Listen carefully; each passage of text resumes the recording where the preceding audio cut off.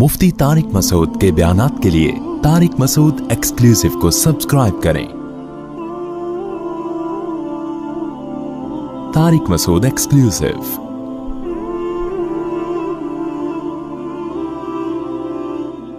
अल्लाह फरमाते हैं वो लोग कामयाब हो गए जो मोमिन हैं, अल्लज़ीना हुम फी सलातिहिम खाशिऊन, जिनका अकीदा भी दुरुस्त हो और अमाल में क्या हो, अपनी नमाजों में खुशू पैदा करते हो, वो अपनी नमाजों के अंदर खुशू पैदा करते हो, दिल लगा के ध्यान से नमाज पढ़ते हो।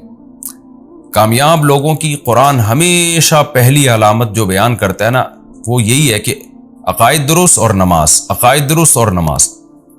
कोई भी गैर मुस्लिम जब मुसलमान होगा ना, अपने सबसे पहला हुक्म जो उसको इस्लाम का बताना है, तौहीद के बाद अब नमाज पढ़ो भाई। यहां तक उलमा ने लिखा है कि आज आपके हाथ पे कोई गैर मुस्लिम मुसलमान हुआ, अभी मुसलमान हुआ और नमाज का टाइम में कुछ वक्त बाकी है, इतना बाकी है कि वुजू करके तकबीर तहरीमा कह सकता है वो, तो उस पर नमाज फर्ज हो जाएगी। वो ये नहीं कह सकता अभी तो मैं नया नया मुसलमान हूं, अभी तो मैं नमाज सीखूंगा। नहीं भाई, जैसे तैसे हो, जितनी आती है उतनी शुरू कर दे बस, वो फिर सीखता रहे आराम से, उसकी नमाज अल्लाह कबूल कर लेगा।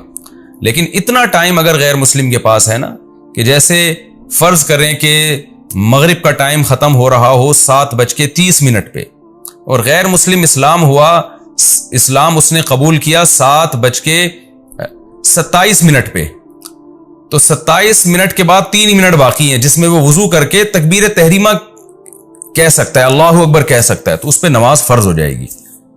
इसी तरह जो खवातीन हैज और निफास की हालत में होती हैं, उनका मेंसेस बंद हुए और बंद होने के बाद इतना टाइम है कि वो गुस्ल करके सिर्फ तकबीर कह सकती हैं, तो उन पे भी वो वक्त की नमाज फर्ज हो जाती है। अगर नहीं पढ़ेंगी तो उनको कज़ा करनी पड़ेगी। तो नमाज का बहुत अहम मसला है। कुरान जगह जगह अहले ईमान और जो कामयाब लोग हैं उनकी सबसे पहली अलामत नमाज बयान करता है। तो अल्लाह ने फरमाया कि उनका काम क्या है कि वो नमाजों में खुशू पैदा करते हैं, नमाजों की हिफाजत करते हैं। इसको अल्लाह ने बाद में बयान किया। अभी तो अल्लाह ये बयान कर रहा है कि पढ़ते तो हैं, लेकिन कैसे पढ़ते हैं, खुशू खुजू के साथ पढ़ते हैं। तो खुशू में ज़ाहिरी जिस्म का खुशू भी और बातिन का खुशू भी। ज़ाहिरी खुशू क्या है कि आप जब नमाज में खड़े हो तो हिले नहीं आप। कितने लोग हैं नमाज में खड़े होकर हर वक्त दाढ़ी को यूं यूं करते रहते हैं, कोई खुजाता रहता है। बाज लोग सऊदी अरब जाते हैं, वहां अरबों को देखते हैं तो वो कोई हिल रहे होते हैं तो कहते हैं तो मक्का में है, ये इतना हिल रहा है नमाज में, तो शायद यही सुन्नत तरीका होगा। गलत है भाई, वहां के उलमा भी इस अमल से मना करते हैं। तो ऐसा नहीं है कि किसी अरबी को आपने कोई भी देख लिया तो वही इस्लाम बन गया। वो नमाजों में आपको खुशू पैदा करने की जरूरत है, और खुशू में ज़ाहिरी खुशू भी बातनी खुशू भी। और ज़ाहिरी खुशू यही है कि आप आराम से इत्मीनान से नमाज पढ़ें, जल्दी जल्दी ना भागें उसमें। और जो उठक बैठक लोग लगा रहे होते हैं, बाज़ लोगों को देखा है रुकू में जाने के बाद कौमा में जाने अभी खड़े नहीं होते, एकदम डाइव मारते हुए जनाब वो सरदे में चले जाते हैं। मैंने गाँव में नमाज पढ़ाई, मैं रुकू में गया तो लोग भी रुकू में गए, पीछे गांव के लोग। मैं जब समी अल्लाहु लिमन हमीदा कह के खड़ा हुआ हूं, तो अभी मैं सही तरह खड़ा हुआ नहीं कि मैंने पब्लिक को देखा, वो आधी से ज्यादा जो मुख्तदी थे ना वो सजदे में पहुंच चुके हैं। और जब सर उनका जमीन के करीब गया ना, तो उनको ख्याल हुआ इमाम साहब तो पहुंचे नहीं है, तो मुझे यूं मुंह करके देख रहे हैं कि ये इमाम वहीं खड़ा हुआ है और हम तो सजदे में पहुंच चुके हैं। तो फिर वहीं रुक गए वो। ये भी उनका की बड़ी मेहरबानी थी कि उन्होंने वहां स्टॉप कर लिया। तो इतनी स्पीड के साथ नमाज पढ़ना, ध्यान ना लगाना, ये बहुत बुरी हरकत है। तो यह है ज़ाहिरी। और दिल का क्या है कि दिल से आप अल्लाह की तरफ मुतवज्जे रहें। और दिल में खुशू पैदा करने का सबसे बेहतरीन तरीका ये है कि आप नमाज में जो भी पढ़ रहे हो ना, उसका तर्जमा आपको आता हो। आप जब नमाज में खड़े होकर कहें अल्लाहु अकबर, तो आपको पता हो कि मैं क्या कह रहा हूं, अल्लाह सबसे बड़ा है। फिर सुब्हानक अल्लाहुम्मा, ए अल्लाह तू हर ऐब से पाक है, वो बिहम्दी का, हर ऐब से पाक है और तमाम तारीफें तेरे लिए। व तबारक अस्मु का, तेरा नाम बरकत वाला है। व तआला जद्दू का, तेरी शान बहुत ऊंची है। वला इलाहा गैरुक, तेरे सिवा कोई इबादत के लायक नहीं। फिर औज़ बिल्लाह बिस्मिल्लाह का तर्जुमा आता हो। फिर अल्हम्दुलिल्लाहि रब्बिल आलमीन, तमाम तारीफें अल्लाह के लिए जो तमाम जहानों का पालने वाला, अर्र रहमानिर रहीम, बड़ा मेहरबान, निहायत रहम करने वाला। इससे आपका ध्यान बटेगा नहीं। फिर रुकू की तस्बीह का मतलब आता हो, सुबहान रब्बियल अज़ीम, तहियात का मतलब आता हो। इसलिए पहली फुर्सत में नमाज का पूरा तर्जुमा सीखना चाहिए। और मैं समझता हूं जो लोग शुरू से मेरे ये तफसीर के लेक्चर सुन रहे हैं, अल्लाह से मुझे पूरी उम्मीद है उनको पूरा नमाज का तर्जुमा आ गया होगा। التحیات للہ والصلوات والطیبات میں عام طور پہ لوگ کہتے ہیں اس کا کیا ترجمہ ہے، تو التحیات کا مطلب عبادتیں، یہ ذہن میں رکھیں. التحیات اس کا ترجمہ عبادتوں سے کیوں کیا، یہ پھر کسی اور وقت میں انشاءاللہ میں ایکسپلین کروں گا اس کو. التحیات للہ قولی عبادتیں، التحیہ کا مطلب قولی یعنی زبان سے جو ہم حمد و ثنا کرتے ہیں وہ بھی اللہ کے لیے. والصلوات اسی طرح جو بدنی عبادتیں ہیں، نماز پڑھنا، حج کرنا، وہ بھی اللہ کے لیے. والطیبات اور مالی عبادتیں یعنی صدقہ خیرات، وہ بھی اللہ کے لیے. تو یہ لفظ یاد کر لیں، التحیات للہ والصلوات والطیبات. السلام علیکہ ایھا النبی، آگے پھر وہ آسان ترجمہ ہے اس کا. تو تفسیر کے لیکچر جو لوگ غور سے سن رہے ہیں تو مجھے امید ہے انشاءاللہ تراویح میں بھی ان کو بہت حد تک قرآن سمجھ میں آنا شروع ہو جائے گا. تراویح کی نماز میں بھی ان کا دل لگے گا، تہجد کی نماز میں بھی. تو اس کا بھی بڑا دخل ہے کہ آپ کو نماز کا مفہوم اگر آتا ہو. تو جن لوگوں کا نماز کا مفہوم نہیں آتا وہ یاد کریں، نماز ترجمے سے سیکھیں. اور جب تک ترجمہ نہیں آتا تو یہ تصور کر کے کھڑے ہوا کریں بھئی ہم اللہ کے سامنے عبادت کے لیے کھڑے ہوئے، تو اپنا دھیان وہاں لگائیں. لیکن ایک بات خوب سمجھ لیں، یہ پوری امت کے علماء کا اس پر اجماع ہے کہ نماز میں دھیان لگانے کی کوشش کرنا فرض ہے، دھیان کا لگنا فرض نہیں ہے.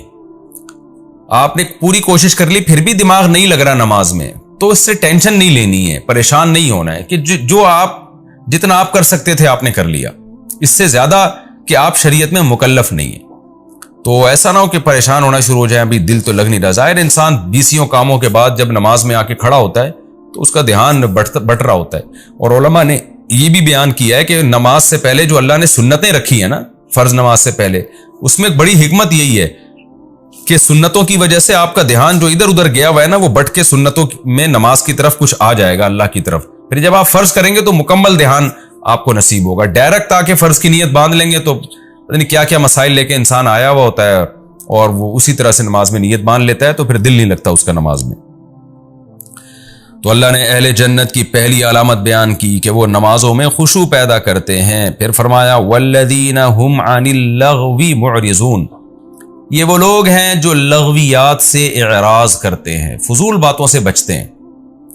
لغو کسے کہتے ہیں؟ لغو کا اصل ترجمہ ہے غیر مفید، وہ چیز جس کا کوئی فائدہ ہی نہیں ہے. اب نقصان ہے یا نہیں؟ تو کچھ چیزیں ایسی ہیں جو فائدہ تو نہیں ہوتا لیکن نقصان بھی نہیں ہوتا، تو وہ بھی لغویات میں داخل ہیں. کچھ چیزیں ایسی ہوتی ہیں جن کا فائدہ نہیں ہوتا لیکن نقصان بھی ہوتا ہے، وہ بھی لغویات میں داخل ہے. پھر کچھ چیزیں ایسی ہوتی ہیں جن کا فائدہ نہیں ہوتا لیکن نقصان ہوتا ہے، مگر ہوتا دنیاوی ہے، آخرت والا نقصان نہیں ہوتا، تو وہ بھی لغویات میں داخل ہے. اور کچھ چیزیں ایسی ہوتی ہیں کہ جو فائدے مند تو نہیں ہوتی لیکن ان کا نقصان آخرت میں ہوتا ہے، دنیا میں نہیں ہوتا، یہ بھی لغویات میں داخل ہیں. اور کچھ چیزیں ایسی ہوتی ہیں جو فائدے مند تو نہیں ہوتی لیکن ان کا نقصان بھی ہوتا ہے، اور دنیا کا بھی نقصان اور آخرت کا بھی نقصان. تو اس لیے لغویات میں 4 چیزیں داخل ہیں، خوب سمجھ لیں. لغویات کی ڈیفینیشن کیا؟ فائدہ نہ ہو اس کا، یہ تو اس کی ڈیفینیشن ہے. پھر اس کے 4 درجات ہیں. نمبر 1، فائدہ تو نہیں ہے لیکن نقصان بھی نہیں ہے، تو یہ پہلی قسم ہے. دوسری قسم فائدہ تو نہیں ہے لیکن دنیا کا نقصان ہے. تیسری قسم فائدہ تو نہیں ہے لیکن آخرت کا نقصان ہے. چوتھی قسم فائدہ تو نہیں ہے لیکن دنیا کا بھی نقصان ہے، آخرت کا بھی نقصان ہے. اب میں ان کی تھوڑی سی مثال سے بات سمجھا دیتا ہوں.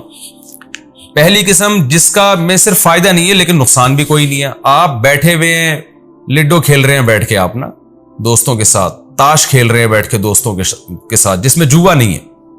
اس کا آپ کو کوئی فائدہ نہیں ہو رہا، کچھ بھی فائدہ نہیں ہو رہا، ٹائم ویسٹ ہو رہا ہے. لوگ کہہ سکتے ہیں نا اس سے تو ہمیں ذہنی تفریح ملتی ہے. تو ذہنی تفریح ان کھیلوں سے نہیں ملتی، بھاگنے دوڑنے سے. جب آپ دوڑتے ہیں، چلتے ہیں، بھاگتے ہیں تو ایک ذہنی تفریح ملتی ہے. تاش واش یہ ٹائم ویسٹنگ ہے. تو کچھ نہ کچھ ذہنی تفریح تو دنیا کے ہر کام میں ہوتی ہے نا. ویسے بھی انسان کلا بازیاں کھا رہا ہو تو ذہنی تفریح تو ہوگی اس میں تھوڑی بہت. تو فائدہ سے مراد یہ کہ کوئی معتد بھی فائدہ ہو. اور فائدے کا مطلب یہ ہوتا ہے کہ ایسا یعنی مفید کام جس میں آپ کو کوئی صحت مل رہی ہو، یا یہ چیز بعد میں آپ کے ترقی کا ذریعہ بن سکتی ہو. تو تاش کی مثال کیا ہے؟ ٹائم ویسٹنگ، کچھ بھی حاصل نہیں ہو رہا. لیڈو کھیل رہے ہیں بیٹھ کے، یا تو بیگم کے ساتھ کھیل رہے ہو نا، گھر والوں کے ساتھ کھیل رہے ہیں، اس سے بیوی بچوں میں محبت بڑھتی ہے. لوگ بچے سمجھتے ہیں کہ ہمارے ابو کچھ ہمارے ساتھ جو ہے نا لائف کو گزار رہے ہیں, کچھ ہمارے بھی کھیل میں شریک ہو رہے ہیں, تو وہ ایک مصلحت ہے, وہ تو پھر مفید لغو کہلائے گا, پھر وہ لغو کہلائے گا ہی نہیں, بلکہ یہ تو ایک مفید کام ہے, ریلیشن کو مضبوط کر رہے ہیں. لیکن نارملی ایویں دوستوں کے ساتھ بیٹھے ہوئے ہیں جس کا کوئی فائدہ نہیں ہے, تو یہ کام کہلائے گا غیر مفید. لیکن اس میں گناہ بھی نہیں ہے. اگر آپ نماز ضائع نہیں کر رہے, اگر آپ کوئی یعنی شریعت کے کوئی لازم حکم ہے اس کو نہیں توڑ رہے, بیوی بچوں کے حقوق ادا کر رہے ہیں, مخلوق کے حقوق ادا کر رہے ہیں, تو پھر ویسے ہی ٹائم گزارنے کے لیے آپ بیٹھے ہوئے ہیں, تو یہ کام غیر مفید کہلائے گا, لغو کہلائے گا, مگر اس میں گناہ نہیں ہوگا. آپ کو زیادہ سے زیادہ یہ کہا جائے گا ٹائم ویسٹ کر رہا ہے. اور جو اللہ نے اہل جنت کی اعلیٰ درجے کے جنتیوں کی جو علامتیں اللہ نے بیان کی ہیں, وہ علامتیں اس میں نہیں پائی جاتی ہیں, تو اتنی ملامت تو کی جائے گی لیکن گناہ نہیں ہوگا اس میں. تو جیسے کہ بہت سے لوگ ایسے کام کر رہے ہوتے ہیں, کرکٹ کے میچ دیکھ رہے ہیں سارا دن بیٹھ کے, اب وہ کہتے ہیں ہم جو ہے نماز کے ٹائم پہ تو نماز پڑھ لیتے ہیں, لیکن سارا دن بیٹھ کے اپنے ٹائم کو ویسٹ کر رہے ہوتے ہیں. تو اللہ نے ایسے لوگوں کو ایک برے طور پہ بیان کیا ہے کہ لغویات سے جو اہل ایمان لوگ ہیں, جو کامل درجے کے مومنین لوگ ہیں, جو واقعی حقیقی کامیاب ہیں, وہ یہ فضول چیزوں سے اوائڈ کرتے ہیں, اجتناب کرتے ہیں. ہم نے دیکھا ہے تبلیغ میں جو لوگ وقت لگاتے ہیں, 4 مہینے لگا لیے اور زیادہ ٹائم لگا دیا, تو آٹومیٹیکلی ان کو ان لغویات سے نفرت ہو جاتی ہے کہ میں کیوں, وہ پاگل سارا دن ٹی وی میں وہ کرکٹ کھیل رہا ہے بیٹھ کے, اس کے یعنی ٹیلی ویژن اس کے چینل کو دکھا رہا ہے, وہ پاگل ہے, میں تھوڑی پاگل ہوں, مجھے کیا ملے گا اس کا سارا دن بیٹھ کے میچ دیکھتا رہوں میں. ذہنی تفریح کے لیے تو 1-8 گھنٹے کا کوئی کلپ دیکھ لینا بھی کافی ہے. تو 1 گھنٹہ تو میں نے زیادہ بول دیا, کوئی 10-15 منٹ کا کوئی پروگرام دیکھ لینا بھی کافی ہے جس میں کوئی گناہ کی چیز نہ ہو. یہ جب اس کو لغو مانا جائے, ورنہ کرکٹ میں تو آج بہت سارے منکرات بھی شامل ہو گئے ہیں.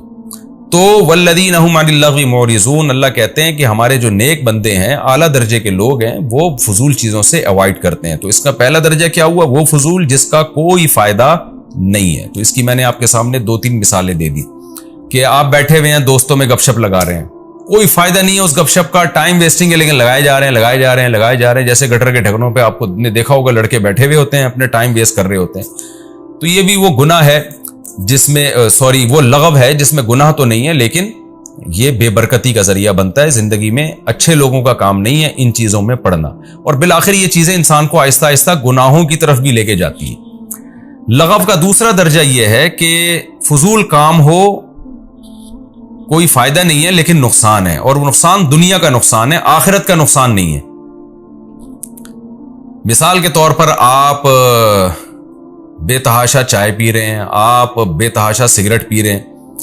تو سگریٹ ایک اختلافی مسئلہ ہے, ہماری رائے کے مطابق گناہ نہیں ہے, مکروہ ناپسندیدہ ہے.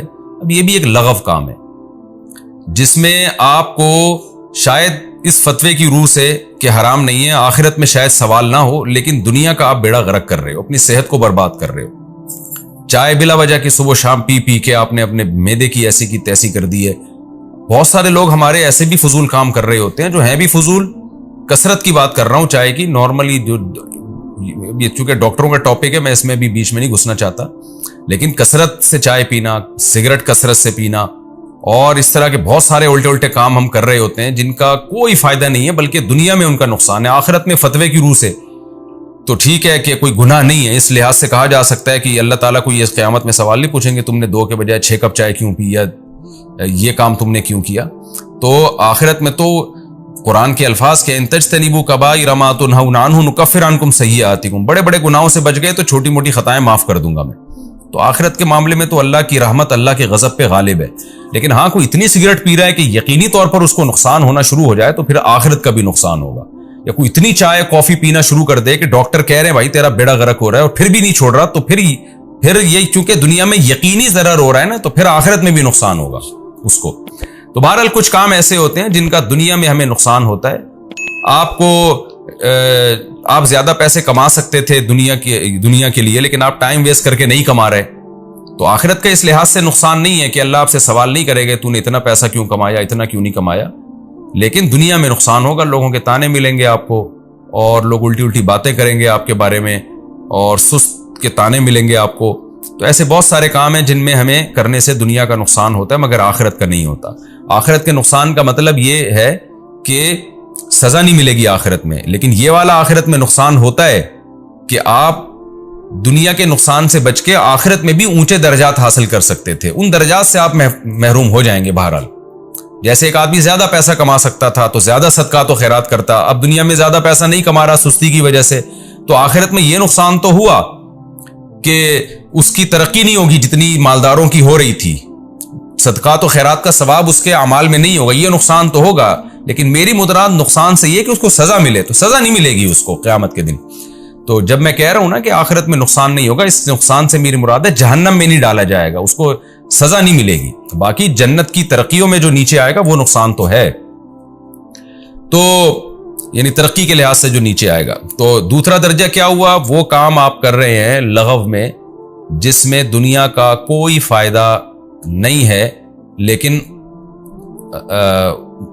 بلکہ دنیا کا نقصان ہے، تو یہ لغو جو ہے یہ بھی اہل ایمان اس سے بھی اجتناب کرتے ہیں۔ تیسرا اس سے اوپر کا درجہ کیا ہے کہ وہ لغو کام کرتے ہیں جس سے دنیا میں تو نقصان نہیں ہو رہا لیکن آخرت میں نقصان ہو رہا ہے، تو یہ تمام حرام کام، رشوت لے کے پیسے کما رہے ہو آپ، اور جو مختلف طریقوں سے آپ ناجائز، یا فرض نماز چھوڑ کر آپ کسٹمر کے پاس بیٹھے ہوئے ہو تاکہ کسٹمر کا رش ہے تو پیسہ زیادہ کما رہے ہو، تو یہ وہ چیز ہے جس سے دنیا تو آپ کو حاصل ہو رہی ہے لیکن آخرت کا بیڑا غرق ہو رہا ہے، تو یہ چیز بھی لغو میں داخل ہے۔ اور چوتھا وہ کام جس سے آخرت بھی جا رہی ہے دنیا بھی جا رہی ہے اور اس کا فائدہ بھی نہیں ہے، تو وہ تمام کام جس سے دنیا بھی جا رہی ہو، وہ تمام گناہ، بہت سے نشہ کرتے ہو آپ، چرس پیتے ہو، آئس لیتے ہو، ہیروئن پیتے ہو، یہ دنیا کا بھی بیڑا غرق اور آخرت کا بھی بیڑا غرق، تو یہ تمام کی تمام چیزیں اللہ کہتے ہیں اہل ایمان جو ہے ان تمام کی تمام لغویات سے اعراض کرتے ہیں، تو آج سے عزم کر لیں ہم ان تمام لغویات سے اعراض کریں گے۔ ہاں وہ لغو جو دیکھنے میں لغو لگتا ہے حقیقت میں لغو نہیں ہے، وہ کون سا لغو ہے کہ آپ ایسا کام کر رہے ہو جس کا بظاہر فائدہ نہیں ہے لیکن بعد میں اس کا بڑا فائدہ ہے آپ کو، جیسے بعض دفعہ انسان بہت تھک جاتا ہے دماغی کاموں سے، دوستوں کے ساتھ بیٹھا ہوا ہے گپے مار رہا ہے، اب دیکھنے میں تو لگے گا کہ جی یہ تو فضول ٹائم ویسٹ کر رہا ہے، لیکن وہ ٹائم ویسٹ نہیں کر رہا بلکہ وہ اپنے دماغ کو ریلیکس کر رہا ہے تاکہ آگے دماغی کام کر سکے۔ وہ جو لوگ سارا دن صرف سونا جاگنا اور پڑھائی کے علاوہ ان کا کوئی کام ہی نہیں ہوتا، تو میں نے دیکھا ان کی اوپر کی سیٹنگ آؤٹ ہو جاتی ہے، وہ کھسک جاتے ہیں، تو اس لیے انسان کو اپنی زندگی میں مزاح بھی چاہیے، تفریح بھی چاہیے، گپ شپ بھی چاہیے، آؤٹنگ بھی چاہیے، تو یہ تمام کام اگر آپ اس نیت سے کرتے ہیں، دوڑنا، بھاگنا اور طنز و مزاح کرنا، بعض دفعہ انسان شاعری سنتا ہے اپنے ذہن کو ریلیکس کرنے کے لیے، تو یہ تمام کام جو انٹرٹینمنٹ کے کام ہیں، اگر اس انٹرٹینمنٹ کے پیچھے کوئی اچھا جذبہ ہے کہ اپنے دماغ کو میں غیر ضروری تھکاوٹ سے بچاؤں تاکہ میرا دماغ مفید کاموں میں استعمال ہو سکے، تو پھر یہ کام صرف جائز نہیں ہے بلکہ باعث ثواب ہے، یہ پھر وہ لغو میں دیکھنے کی حد تک ان کو لغو کہا جائے گا، حقیقت میں وہ لغو ہے ہی نہیں۔ والذین هم للزکاة فاعلون، اللہ فرماتے ہیں یہ وہ لوگ ہیں جو زکاتوں کو ادا کرنے والے ہیں۔ اس کی دو تفسیریں کی گئی ہیں، دو کیوں کی گئی ہیں یہ میں آپ کو بتا دوں۔ زکات کا لفظی ترجمہ تو زکات ہی ہے، بہت سے علماء نے کہا کہ بھئی اس سے زکات مراد ہے، کہ کیونکہ قرآن کہہ رہا ہے والذین هم للزکاة فاعلون، یہ زکاتوں کو ادا کرنے والے ہیں، اور ان کی دلیل یہ بھی ہے کہ قرآن ہمیشہ نماز کے ساتھ زکات کا تذکرہ کرتا ہی کرتا ہے، کبھی ایسا ہوا نہیں ہے قرآن میں کہ نماز آئی ہو زکات نہ آئی ہو ساتھ میں، تو یہ کیسے ہو سکتا ہے اس موقع پہ اللہ نماز کا تذکرہ کریں زکات کو چھوڑ دیں؟ لہذا انہوں نے یہ تفسیر کی کہ بھئی یہ زکات سے زکات ہی مراد ہے، اور جو حضرات کہتے ہیں کہ نہیں جی اس سے زکات مراد نہیں ہے، ان کی دلیل یہ کہ یہ تو مکی صورت ہے اور ابتدا میں نازل ہوئی ہے، تو اس وقت تو زکات فرض ہی نہیں ہوئی تھی، زکات تو مدینہ میں فرض ہوئی ہے، تو یہ کیسے ہو سکتا ہے کہ جو چیز فرضی نہ ہوئی ہو اللہ اس کا تذکرہ پہلے سے کر دیں؟ تو دونوں باتیں ملتی ہیں اور دونوں طرف کہا گئے، مفسرین گئے ہیں، اور دونوں قول مضبوط ہیں۔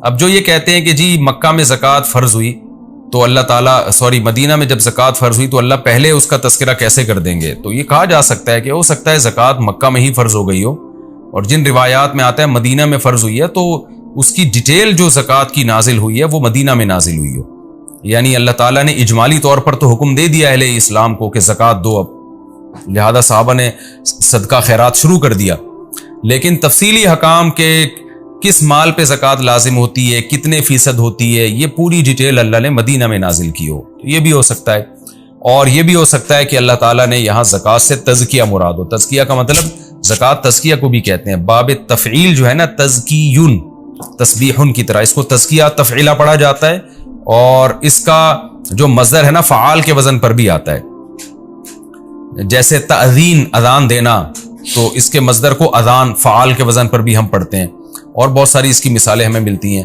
والذین هم للزکاۃ فاعلون، یہ اپنی زکوٰۃ کو ادا کرتے ہیں۔ تو زکوٰۃ کے دوسرا مطلب بھی بن سکتا ہے کہ زکوٰۃ سے مراد تزکیہ نفس ہو، یعنی اپنے آپ کو پاک کرتے ہیں ظاہری برائیوں سے بھی اور باطنی برائیوں سے بھی، ہر طرح کی برائیوں سے اپنے آپ کو بچاتے ہیں۔ آگے اللہ فرماتے ہیں والذین هم لفروجہم حافظون، یہ وہ لوگ ہیں جو اپنی شرمگاہوں کی حفاظت کرتے ہیں۔ شرمگاہ کی حفاظت کا کیا مطلب؟ حرام سے اپنے آپ کو بچاتے ہیں۔ الا علی ازواجہم، سوائے اپنی بیویوں کے، او ما ملکت ایمانہم، یا اپنی باندیوں کے، یعنی اپنی باندی اور بیوی سے اپنی خواہش پوری کرتے ہیں۔ فإنہم غیر ملومین، پس یہ لوگ قابل ملامت نہیں ہیں۔ یہ بھی عجیب آیت ہے۔ دیکھیں، ایک اللہ نے اس آیت میں ہمیں کیا بتایا کہ اہل ایمان اپنی شرمگاہ کی حفاظت کرتے ہیں، اور آپ کے پاس بیوی اور باندی کے علاوہ کوئی آپشن نہیں ہے۔ علماء نے استدلال کیا ہے کہ اس سے تمام قسم کے حرام کام، اس سے لڑکوں سے بدفعلی بھی حرام ہو گیا، لڑکیوں سے زنا کرنا بغیر نکاح کے وہ بھی حرام، متع بھی اسی سے حرام ہو گیا۔ متع کی بحث میں ابھی کروں گا اس آیت کے ضمن میں کہ یہ جو ٹیمپریری نکاح ہوتا ہے ایگریمنٹ کر کے، تو یہ بھی حرام ہے، کیونکہ جس عورت سے ٹیمپریری نکاح ہوتا ہے وہ بیوی کبھی بھی نہیں کہلاتی۔ عربی زبان میں بیوی کے لفظ پر اس کا اطلاق ہوتا ہی نہیں تھا۔ تو اس آیت سے متع بھی حرام، اس آیت سے لڑکوں سے بدفعلی بھی حرام، اس آیت سے فحش فلمیں دیکھنا بھی حرام، بدنظری بھی حرام، کیونکہ اس بدنظری کر کے بھی ایک شخص اپنی شرمگاہ کی لذت حاصل کر رہا ہوتا ہے، چاہے وہ تصور کی دنیا میں ہی ہو۔ کسی عورت کا تصور کر کے اس سے لذت حاصل کرنا خیال میں، یہ بھی حرام۔ اور استمنا بالید عربی میں جسے کہتے ہیں، جس کو ہینڈ پریکٹس ماسٹربیشن وغیرہ کہتے ہیں، یہ سب بھی حرام ہو گیا اس آیت کی روشنی۔ اور مزید بےہودگی جو آج کل ہماری سوسائٹی میں چل رہی ہے، انسٹرومنٹ وغیرہ آ رہے ہیں، سیکس کے کیسے آلات آ رہے ہیں جن کو لوگ استعمال کر رہے ہیں، لڑکیاں بھی کر رہی ہیں استعمال، جو بےہودگی پھیل رہی ہے ہماری سوسائٹی میں۔ وہ خواتین جن کے شوہر سفر میں ہوتے ہیں، 2 سال تک آتے نہیں ہیں، وہ بھی انسٹرومنٹ وغیرہ استعمال کر کے اپنی جنسی تسکین کا ذریعہ بن رہی ہیں، یا جو مرد کوئی ایسی چیزیں استعمال کرتے ہیں، یہ تمام کی تمام چیزیں اللہ نے اس آیت میں حرام کر دی ہیں۔ اور 1-2 چیزوں کو حلال کیا بس، فرمایا الا علی ازواجہم، سوائے اپنی بیویاں، او ما ملکت ایمانہم، یا اپنی باندیاں۔ ان 2 کے علاوہ آپ کے پاس تمام آپشن بند ہیں۔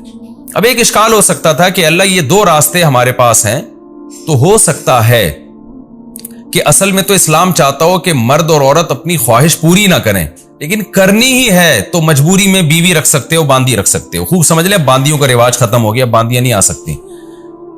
تو میں اگلے ایپیسوڈ میں انشاءاللہ اس کی کچھ مزید ڈیٹیل بیان کروں گا، لیکن اتنی بات ثابت ہوئی کہ بیوی ہو یا باندی ہو، باندی اب نہیں ہوتی تو اب میں بیوی ہی کا تذکرہ کروں گا۔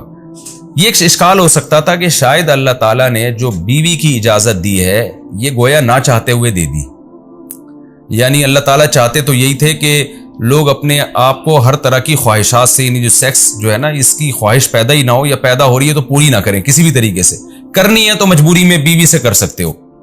لیکن آگے اللہ نے فرما دیا فَإِنَّهُمْ غَيْرُ مَلُومِينَ، کہ یہ لوگ قابل ملامت نہیں ہیں۔ کیا مطلب؟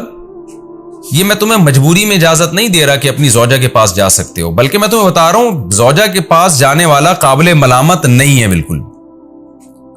تو مقصد یہ کہ جو ناجائز ہے اس سے اجتناب کرو، اور جو حلال ہے وہ کسی مجبوری میں جائز نہیں ہے، بلکہ وہ تو تمہارے لیے پیدا کیا گیا ہے، تو وہ قابل ملامت نہیں ہے، کیونکہ اللہ کو معلوم تھا کہ جب مسلمان قوم حرام سے بچے گی یا نیک صالح لوگ حرام سے بچیں گے تو عین ممکن ہے یہ کثرت سے بیویاں رکھنا شروع کر دیں کہ بھئی ہم حرام کی طرف تو جا نہیں سکتے، تو ہم زیادہ باندیاں رکھتے ہیں یا بیویاں رکھتے ہیں۔ تو ہو سکتا ہے برے لوگ ان کو تانا دینا شروع کر دیں کہ کام تو تم بھی وہی کر رہے ہو جو ہم کر رہے ہیں، ہم حرام سے عیاشی کر رہے ہیں اور تم بھی عیاشی کر رہے ہو حلال کا لیبل لگا کے، تو تم بھی ہو ہمارے جیسے ہی، یعنی خواہش تو تم بھی پوری کر رہے ہو نا، چلو ہم گرل فرینڈ رکھ لیتے ہیں، تم بیویاں رکھ رہے ہو، تو دونوں میں ہوتا تو ایک سیکشول ڈیزائرز ہی پوری ہوتی ہے نا۔ تو اللہ نے فرما دیا کہ نہیں، بیوی کا معاملہ ایسا ہے، باندیوں کا معاملہ ایسا، فَإِنَّهُمْ غَيْرُ مَلُومِينَ، یہ لوگ قابل ملامت نہیں ہے۔ تو یہ تانا نہیں دیا جا سکتا کہ جو زیادہ بیویاں رکھ کے اپنی خواہش پوری کر رہا ہے کہ وہ بھی تو خواہش ہی پوری کر رہا ہے نا، عیاشی کر رہا ہے۔ تو اللہ کہتے ہیں میری طرف سے ان کو تانا دینے کی پرمیشن نہیں ہے، وہ جائز کام کر رہے ہیں اور جائز کی میں نے ان کو پرمیشن دی ہے۔